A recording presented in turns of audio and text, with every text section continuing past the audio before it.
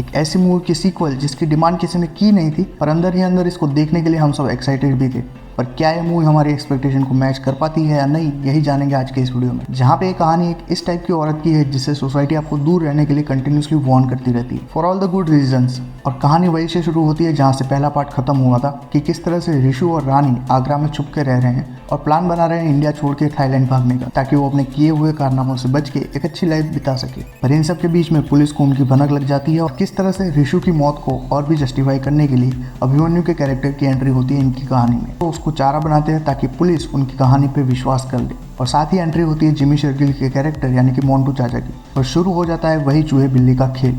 Even तो कहानी में ट्विस्ट एंड टर्न्स डाले गए हैं और एंड में आने वाला बिग रिवील आपको दूर से आता हुआ दिख जाएगा, जहाँ पे पहले पार्ट की तरह इसमें लुब्रिकेंट्स और टिश्यू पेपर लेके बैठने की आपको ज़रूरत नहीं पड़ेगी, क्योंकि इसमें इस तरह की गर्मी वाले सीन्स काफ़ी कम ही रखे गए हैं और कहानी में ट्विस्ट डालने पे ज़्यादा फोकस किया गया है, जो कि काफ़ी अनएक्सपेक्टेड वे में आते रहते हैं। पर इसके बावजूद भी मूवी में बहुत से लूप होल्स और बहुत से प्लॉट कन्वीनियंस डाले गए हैं, और इस हद तक डाले गए हैं कि जो इंसान मूवी ज़्यादा नहीं देखता है वो भी उस चीज़ को ईजिली पॉइंट आउट कर देगा।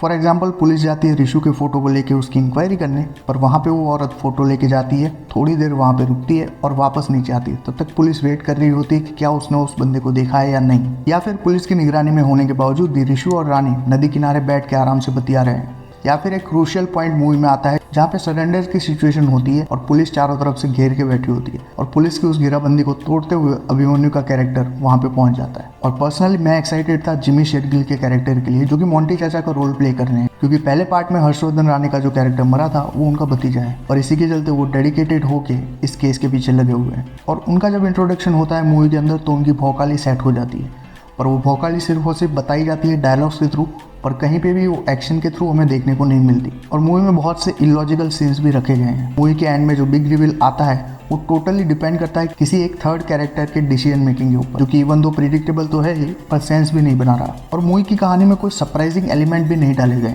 जो कि ऋषु और रानी की कहानी को थोड़ा सा आगे बढ़ाए। और एंड में इन दोनों की कहानी बैक टू स्क्वायर वन आके रुक जाती है, जो कि पहले पार्ट के एंड में थी। और साथ ही दिनेश पंडित, जो इस वर्ल्ड के पल्प फिक्शन ऑथर हैं, उनको इस मूवी में कई बार मेंशन किया गया है, जो कि कई बार ओवर लग जाता है कि ये सभी कैरेक्टर्स क्यों इतने ऑब्सेस्ड है दिनेश पंडित के साथ। और अगर इतने ही ऑब्सेस्ड है तो पुलिस की ट्रेनिंग में भी दिनेश पंडित की बुक्स को ऐड कर देना चाहिए, ताकि वो इस टाइप के क्रिमिनल्स को आसानी से पकड़ सके। परफॉर्मेंस की अगर हम बात करें तो परफॉर्म करने के लिए इनके पास कोई ऐसे मोमेंट थे नहीं जो कि इनकी एक्टिंग परफॉर्मेंस को हाईलाइट करते। और डायरेक्शन और सिनेमेटोग्राफी की बात करें तो काफ़ी पॉपी कलर्स यूज़ किए गए हैं और तापसी पन्नू को काफ़ी अच्छी तरीके से यूटिलाइज किया गया है, जो मूवी के अंदर एक डायलॉग में भी देखने को मिलता है कि अपनी खूबसूरत तशरीफ लेके जा रही है। पर मूवी खत्म होने के बाद आपको वही फील होगा जो पहली मूवी खत्म होने के बाद लगा था, इवन दो ये पहली मूवी से थोड़ा सा लेट डाउन आपको लगेगी, क्योंकि पहले पार्ट की तरह इसमें कोई भी ऐसा सरप्राइजिंग एलिमेंट नहीं है जो वर्क करे। पर मूवी खत्म करने के बाद आपको वही क्राइम पेट्रोल वाली फीलिंग आएगी, और ये आपको पहले पार्ट जितना सेटिस्फाई भी नहीं करेगी। एक मिनट, ये थोड़ा सा गलत हो गया। और पहले पार्ट की तरह आपको ये उतना मज़ा भी नहीं देगी, ये भी गलत हो गया। और पहले पार्ट की तरह इतना एंगेजिंग भी नहीं है, क्योंकि पहले पार्ट के एक्सपीरियंस को एलिवेट कर रहा था उसके अंदर आने वाला सरप्राइज एलिमेंट, जो इस मूवी के अंदर भी रिपीट किया गया है, जिसके चलते ये मूवी आपको उतना इंट्रिग नहीं कर पाती। तो ओवरऑल ये था मेरा रिव्यू इस मूवी के रिगार्डिंग। अगर आपने मूवी देख रखी है तो कमेंट्स में अपना ओपिनियन शेयर करना, और वीडियो पसंद आया तो लाइक कर देना। मैं मिलता हूँ इसी तरह के एक और वीडियो में, तब तक कीप बीइंग फिक्शन फैंस।